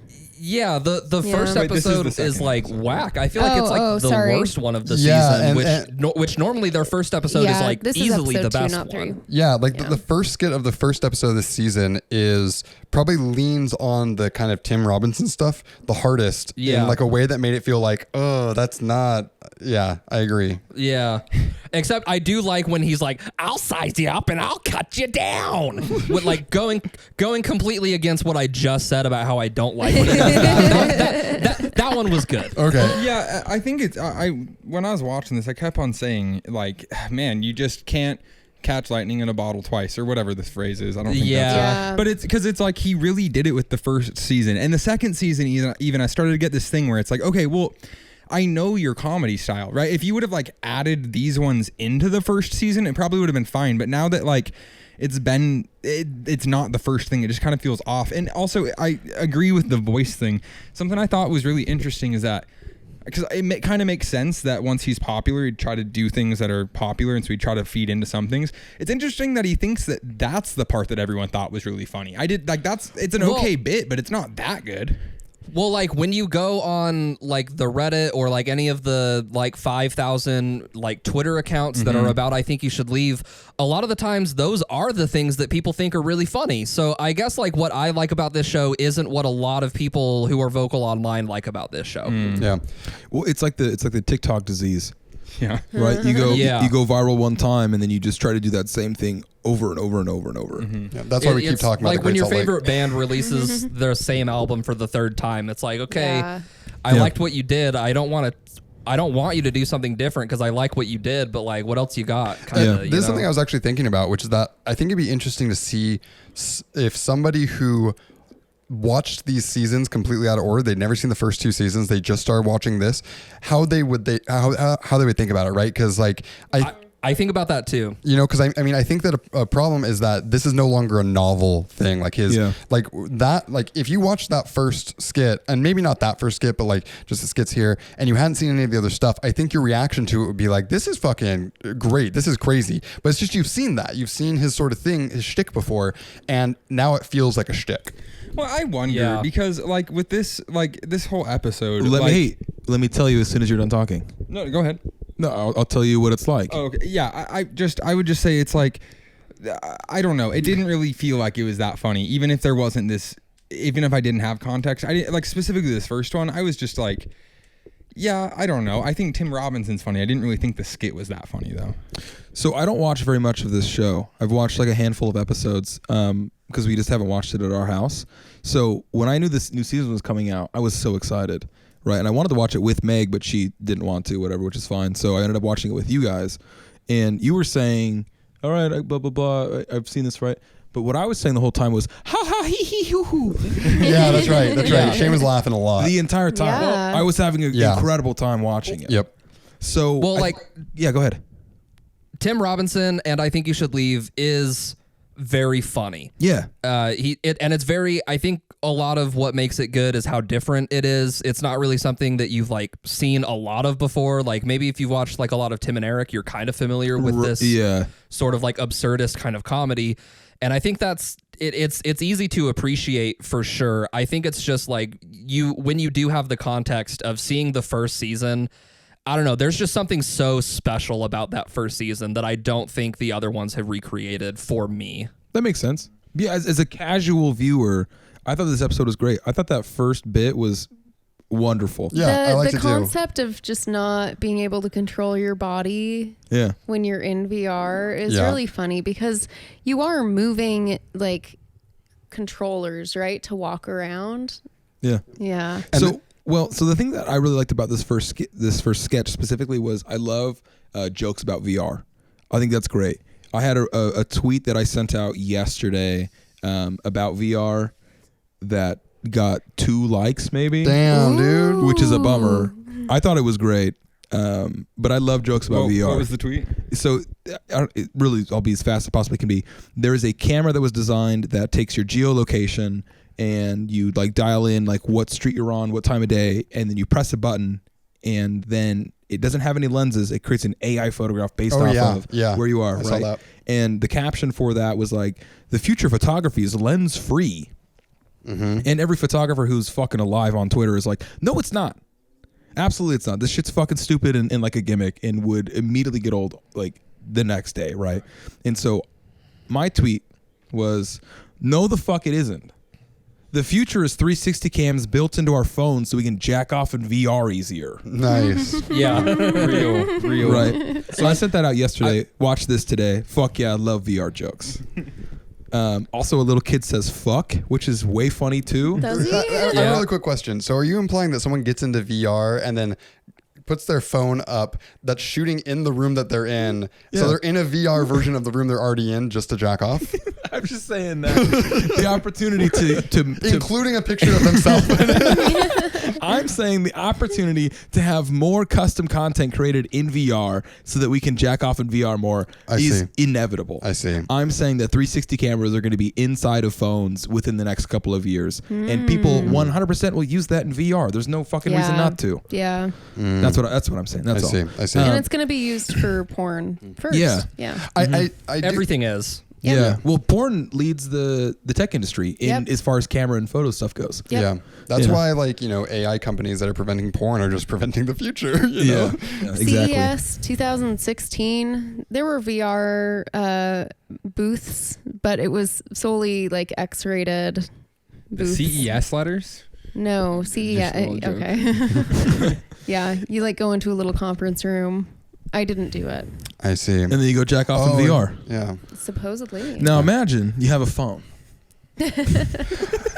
So about this episode, I actually did like the premise of him going into it and then not being able to figure out his body works, and then he comes out and he then can't figure out how his actual body works. Like he overthinks just it. spirals. I think that's like a good bit, and I think that there's something there. I don't think of it as like a top tier one, but I think that like, if you like, again, like maybe it's a little bit over saturated because of like his performance, but I think that if you didn't see that, I really liked kind of the sort of stuff that he was doing. Yeah. In it. I liked that his hands hurt and he had to get out of the hands. I like the mannequin at the end. I love when Tim Robinson screams. Right. Yeah. Very great. Yeah. I liked him really saying, "I'm really crossed up." Yeah, that was awesome. Yeah, and the game show host is an actor named, I think it's Ayo Edebiri. She is also in The Bear. Oh. Yeah. That's where I recognize her. Yeah, that's cool. Yep. And then also one quick note is that when he's sitting in there and he's not responding or saying anything, it gave me Carl Havoc vibes. Yeah, for sure. For sure. Yep. Have you ever played video games? He also has kind of like that played a video existential game. thing like Carl Havoc does too. Yeah, he does. Yep. Have you ever played a video game? Also, I have played a video game, Shane. Patrick, do you mind? go ahead. Thank you. Have you ever played a video Shane? game until your like nervous system was fried? I don't think so. You haven't done that? You mean like, what do you mean by nervous system? Like your nervous system. was fried by playing a video game. And what are the symptoms of that Yeah. to you? So in my experience, this is the best thing I could equate this experience in VR to, right? Is that I went through a phase where I was playing Cyberpunk 2077 a bunch, and it would like stress me out so much. It'd be like so visually stimulating and like emotionally and just like stressful and whatever, that I would play this game for like an hour, and then I would like come out of it and like not be able to function in the real world. Oh yeah. Because my nervous system was like fried from this video game. I see. I think I've maybe experienced that playing Spider-Man 2 Yeah. as a child. That happened to me too. Because there were like moments where it was kind of scary, or like just a lot of bad guys. Yeah. And, Mm-hmm. yeah, you like go in the backyard and the sun's shining and you're like, Oh God, the real world. yeah. Yeah. Everything's still a little pixelated too. Yeah. So that's what I thought of with that, of him like, I don't know how Also- how body even works. GTA 5 Yeah. played a lot for a long time, and every time you fucking see a truck, like a cash truck, what are those called? Armored trucks. Armored trucks, like pull up to something, like you get the GTA like twitch. In real To life. go rob In them. real, like just Yeah. you see it and you're like, oh, if this was a game, I'd rob that. Yeah. Yeah. Normal thoughts to be having. Legally, we're not saying I wouldn't this. do it, If this was a game, I'd pull out the rocket launcher that I have in my back pocket. but yeah. And I'd turn on God mode. in my no limit inventory. I think yeah. that exact same thing when I see a Kia Soul. I want to roll Man, I that. have an Instagram page for you, man. Anyway, so that's my final Nice. thoughts on the first sketch. I liked it. I thought it Nice. was fun. I was laughing the whole time. Next one is Ponytail Guy. No, next one is Oh. Doggy Door. Oh, yeah. No, it's Ponytail Guy next. I don't It's- have to die on this hill, but it's Ponytail Guy. We can talk about whichever one you'd like to next. Well, maybe it is just because I want to talk about it, but I think you might be right. It is Doggy Door. It is Doggy I can Door. admit I'm wrong. Okay. Well, do you want to do Doggy Door? Or You do can want... start. Okay, Doggy Door. I like that he had the trampoline on the bushes, and then also that he's holding Yeah. weights. Yeah, it's his workout. Yeah, that's good. This one felt a little bit like convoluted to me, in that like I like the idea of like the joke being there and then it changes to another joke because it's actually just a neighbor being angry at you, but like I don't know, I felt like it was really funny when that random crazy thing came out, and then like that joke just kind of ended really soon, and then it just Yeah. kind of got confusing. I don't know. Yeah, I think that maybe we could have played that one a little bit longer. Though I did like how it turned into a thing about how he found out they just hated his job. Yeah. And his job Yeah. is doing this infomercial too. So you're like, Yeah. yeah. It's I your turn, really like Patrick. when he says, "I'm not fucking stupid. I know it isn't real, but for those 50 seconds, it felt really real." Yeah. For 50 and I also seconds. like when he says, "My life is nothing I hoped it would be, and everything I feared it would become." Yeah, that's a good That's line. a powerful line. We really know very little. I thought that- Yeah. Yeah. I thought this one kind That of felt like Joe Rogan for some reason.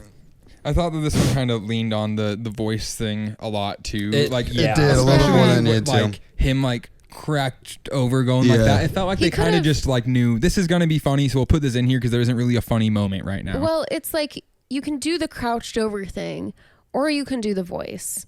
Don't do both. Doing both of them felt, I don't know. It like they took were me out of it trying a to little do bit. it, Yeah. yeah. Like you can do an existential monologue and crouch over a little bit, and it's going to be funny. Yeah. Yeah. Over the Hedge did that bit first. Oh. That was my first thought. I said, "Oh, this is Over the Hedge." Oh, really? Yeah, Which bit? the doggy door that has the remote so that nothing weird gets in. Oh, that's a real thing, I think. That's Yeah. a real product. Also, I couldn't help but think of Aqua during the doggy door bit. Oh, yeah. Yeah, Joe Biden. Yeah. Ah. Yeah, I think that's kind of an interesting thing, is that like maybe a lot of these could have played a little bit better if they were not didn't use the kind of exaggerated vocal sort of things that feel a little bit like crutchish, like you're saying. I guess, Shane, what was your opinion on that? Did you feel like that was funny or that he was doing it too much?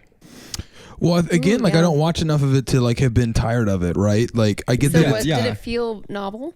I thought it was funny. I mean, I think that it like losing steam so quickly because it's like, okay, we get it now. And then it devolves into like a full-blown existential crisis. I think is a cool writing choice, and I think that's funny, right? I thought it was good. I liked it maybe a little bit less than the VR, but I did think it was still funny. And it again, like I don't watch it all the time, and I haven't seen every single episode, so it's like I don't necessarily have like the same sort of like, okay, we get it. Yeah. Right? I see. Yeah, and I guess so. Maybe that's comedy is interesting in the way of like. With the Strokes album Come Down Machine, I always felt like if this wasn't the Strokes, if this was just some other random band, it'd be like, this is a pretty good album, but with it being the Strokes, it's kind of disappointing. Sure. And I was comparing this to that. I've actually done this a couple times, just thought about this today, is just like, comedy isn't that way though, because it's not like if you had seen it and you hadn't seen these other things, it wouldn't be funny. It's interesting though that like that's not true. Totally, it is. Like we've seen that and we're normalized to it. But if you haven't, then it's still funny. I wonder if like musicians have to specialize in the same way that comedians tend to, like where you have like a handful of bits or like characters or just like mannerisms that you adopt in your routine. And I don't know if musicians do the same genre. thing. Yeah, I guess so. I mean, you kind of got your stank on it, right? And I think that they kind of cross over, but it's definitely going to be a little tiny bit different. Yeah. And like, I can't imagine the pressure to replicate that for season after season. And I noticed that he is not doing that part in every single scene of this season. Like he has other people do the crazy guy but part. a little bit less than the other seasons too, kind of, right? I feel like the first season, like he was in all of them, but he wasn't the main guy in all of them. This one, it seemed like he was the main guy except for the ponytail. Maybe it's like recency bias for me, but Oh, sure. or maybe other than this episode, they do that more. There are a lot of people that are doing the Tim Robinson thing, almost like so much that you're doing the Tim Robinson thing, like do it, but like make it your own too. And there's one exception to like me feeling that way, and it is the ponytail guy, the guy that's stuck under the car in the third sketch. Yeah. He's a famous actor, right? He is Will Forte. Yeah. Will he Forte. did an awesome He job. was also the guy in the airplane sketch in the first season. Yeah, he did a great job of like making it weird and like in that like larger genre, but he's not trying to copy Tim Robinson's mannerisms, but it's still fucking weird. Yeah, I feel like you could tell he was directed by Tim Robinson, but he was definitely doing his own thing though. Exactly. Still, Yeah. Yeah. I liked the ponytail one. Patrick, Yeah, what do you me think? too. You liked it? Yeah, I think that was a really good one. I especially like when he's like, tell them I'm in the bathroom, send them a picture of diarrhea, and she's like, the maitre d' says he's seen this picture. like that's a really common excuse then people send this exact image. That's really good, yeah. I like the just the ponytail competitiveness almost like how do you know him? I don't know him. I think like the idea of just another guy coming over trying to help and then him just be like, get out of here. Yeah, and then he's like, oh, is that car parked on there? That's dangerous for us. The sound effect they put on that too. Yeah. That's a really good bit. I also like how he says, I got a car stuck in my ponytail. Yeah. That's a good way to do it. And I think the final... Oh, his screaming. Oh, yeah. Outside, you just hear him. You're Yeah. like, oh, there's Tim. I liked the final shot where he's doing that, and then it like cuts to a different angle of that same thing. Yeah, that already like actually that one right before it, the second to last shot, felt like it'll be something. Like it felt like It's gonna get gift. Yeah, I think so. Like It's really good. Paying my student loans or something. Yeah. I thought it was paced really well. I think that like the point of conflict and as it escalated felt very, very good. Yeah. In a way that the Doggy Door did not. Right. I agree. It seemed to really ebb and flow in the Doggy Door. This was like it ramped up right up until like, okay, cool. This is it then. Right. Like, there's nothing left in this joke. Yeah. And then you just cut it. It exited and it's like the skit well. Yeah. Exactly. I think this one, Tim Robinson has a way of like female supporting characters, the way that they talk, and like in the Bozo Dubs Over one, the main girl in that one, she talks the same as these women do, specifically when she's like, or when he's like, oh, I thought you were going to say with hurt. And she says, no, her line right there, like really gives me a lot of like other I think you should leave vibes, like the way she delivered it, which makes a lot of sense because we know that Tim Robinson is really strict about how people act and how they deliver stuff. He has, anyways, I just always think it's interesting, like the way that he has those people deliver lines is always really similar. Actually, something I really noticed throughout this season, and I think the show in general, is that there's a really good slate of diversity across it. Maybe not in the main actors, but like there's a lot of women in it. There's a lot of people of different ethnicities and of different body types. I think he does a good job of casting these people and having them play, this like normal parts throughout all of it. That's never the joke ever, The girl who does the am I even gonna get anything anymore? She's trans, which is just more diversity. What is it? What? The Santa brought it early that in the first season. And she was Is she she was in Rat the Mom? Oh the yeah, tables. she's also. No. I got sewed into Charlie Brown's. Oh really? Yeah, the Charlie Brown thing. Yeah. yeah. Hang really? on, Rat Mom? Rat Mom. Yeah, from this season, Rat Mom. I haven't watched this. Yeah. Oh, really? Yeah, Rat Mom. Nice. She's trans. Patty Harrison. Oh, I didn't know that. Cool. What was that other show that she was in too? Like a writing show or like a fuck, dude. I can't remember. Oh, the one like about the remake Journalists or something. Oh, Anyway, it's okay. She's very funny. Yeah. yeah. Yeah. We can move on to the next Yeah. one. This was the egg one. Yep, egg game. This one was my favorite one. This is the best one of the episode for sure. It's like one, just like visually, the egg thing is really funny. Yeah. Just like moving it over and everything like that. Like how it like chews. Yeah, and then also just one of the funniest lines.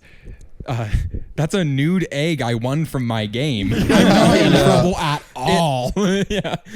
It shows whole. Yeah. The way that he delivers, everyone you can watch a little porn at work. Yeah. You can watch it. And he's like, it's got a bush. What the hell? Yeah. No, that's his voice that I really like. Yes. What the hell? I really like when he finally wins and it says, "Congrats, big boy." Yeah. This feels like a sketch that Shane would like a lot for some reason. I loved this one. Yeah. It was really awesome.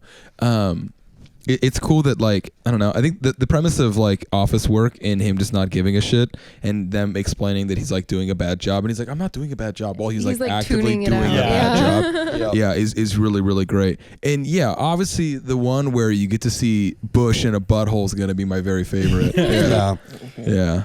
One thing I think You Should Leave does really well is these little minute things with like office work specifically, like the guy taking like, oh, I know that you used to be in charge of this team, but now I'm in charge of this team, and you're not like reporting stuff to people. That's like a specific. It's not a joke, but it's just like a setup that feels really specific. Or like there's another one in this season where he's like on a date and she's like, yeah, well, it's crazy to think that like your coworkers have lives, full lives outside of this. And it's like those little small things are really, I don't know. I don't know if he worked in an office or whatever, but like he capitalizes on them really well. Mm-hmm. Yeah. I mean, I think there's a fair amount of office work being done in production though. Oh, probably. Yeah. Right. Yeah, So like any experience could be pulled from like any writer who's ever actually worked in an office before, I think. Yeah. At least to some degree, right? Yeah. So, I love this one.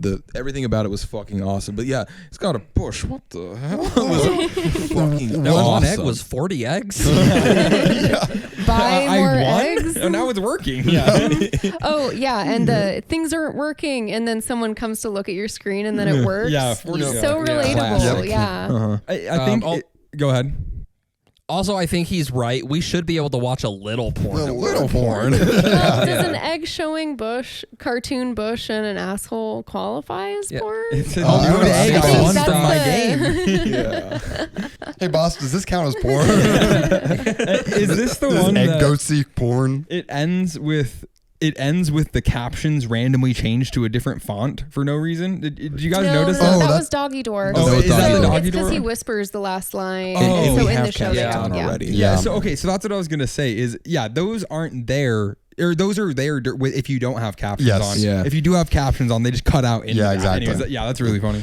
One thing I really like, I mean, okay, so they have a lot of office things. So they have a lot of like different stuff written around. And most of the time it's like, actual things like general meeting and blah, blah, blah. And so I'm always looking to see if there's any jokes. And on this one, on his screen, he has a little Post-it note that says 76 times 14. Don't forget. I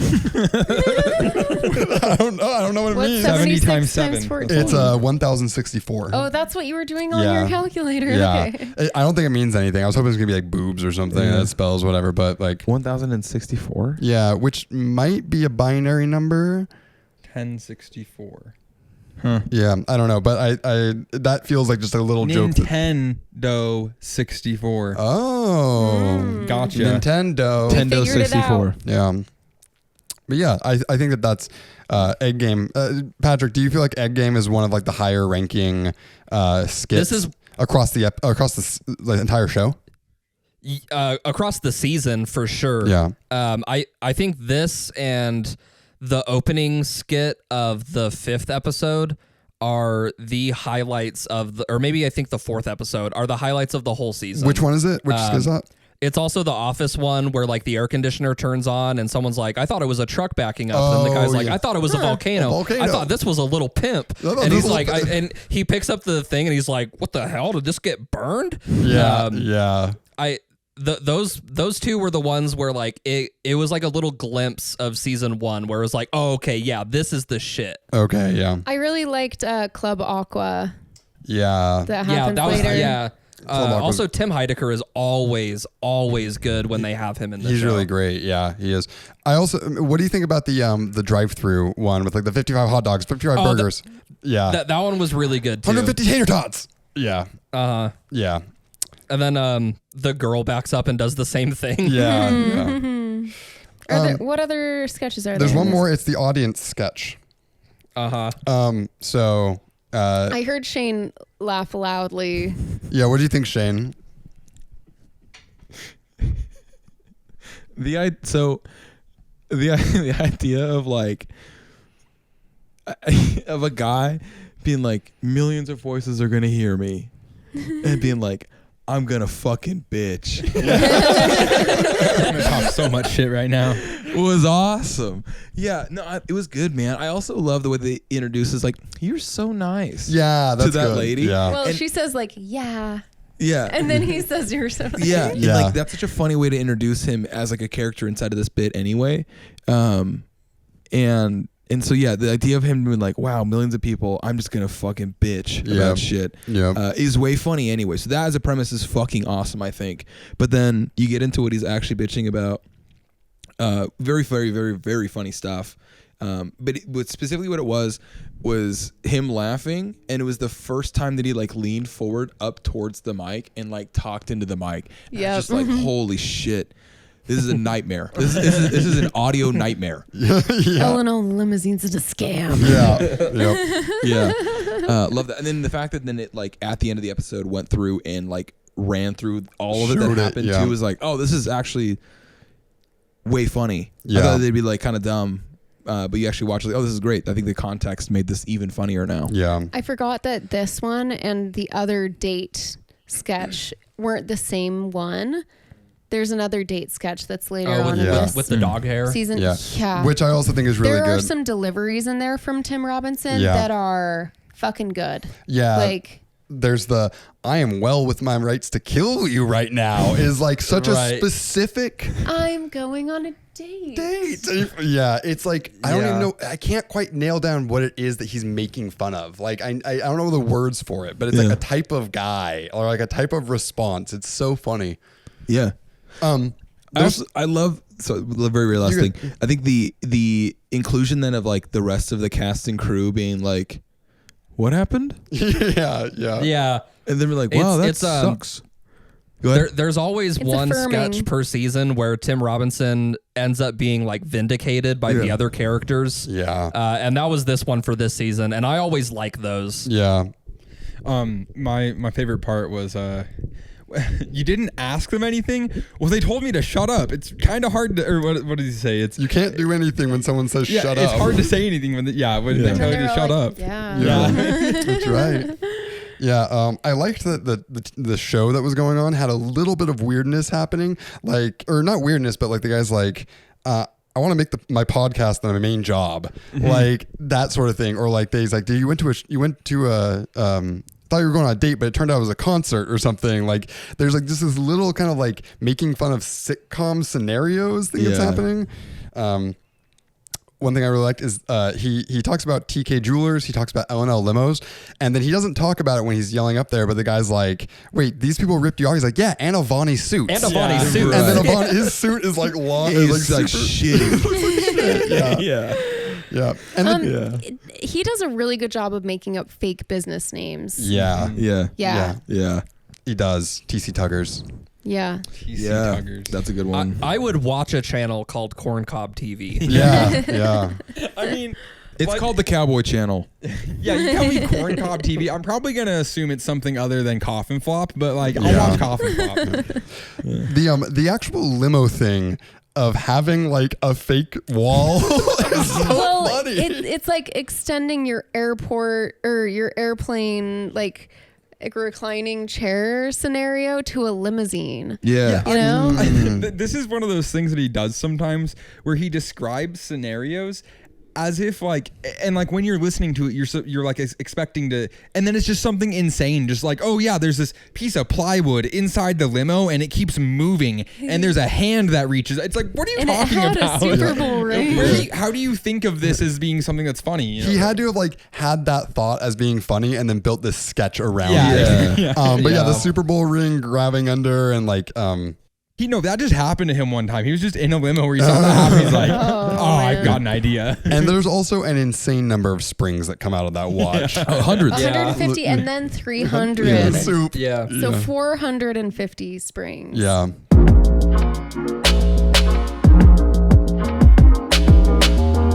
Maddie had an idea, just looking forward in Bumpy Soup's thing. Maybe we come up with a rival group called Clumpy Gloop. Okay. Just something to think about. Yeah. So it'd be a bunch of girls and one guy. Yeah, exactly. Perfectly. Yeah. Yeah. I like Good luck that. to the guy. All right, where's the clumpy gloops? Clumpy Gloop. Yeah, clumpy gloop. Go ahead and jump in the comments.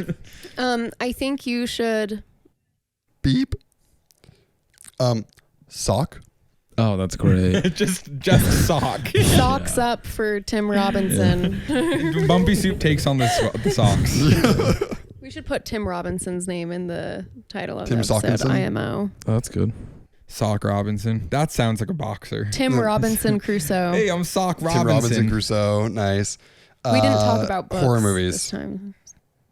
Yeah, we talked about horror movies a good amount. Spooky Shane, spoilers. I know you need to go. You can go. I'm trying to think of anything to say. No spoilers. Nothing. I still stand behind Sock. Yeah, I like just- Sock. I'm okay with just sock. I like sock. You like Sock? Yeah. All right, Alec named an episode. yeah. Sock. I'm not gonna chant for that one. Okay. Yeah. Hey, well, thank you so much for listening and or watching. Follow us on Instagram at Bumpy Soups, Twitter Bumpy Soup, TikTok Bumpy Soup. We're on Patreon. We're on IndieFlix. We are on random light posts around town. True. Hit us up if you want some stickers. Hit us up if you want a Check the fire dream hydrants. read by old Shane. Shane over wants to here. read your dreams. Oh, Please. fuck, I had a dream. Next time. Next time. Yeah. Next time. Hey, well, thank you so much for joining us, and go ahead and Martin sock it Luther up. Sock it. Bye. Oh fuck! I had a dream.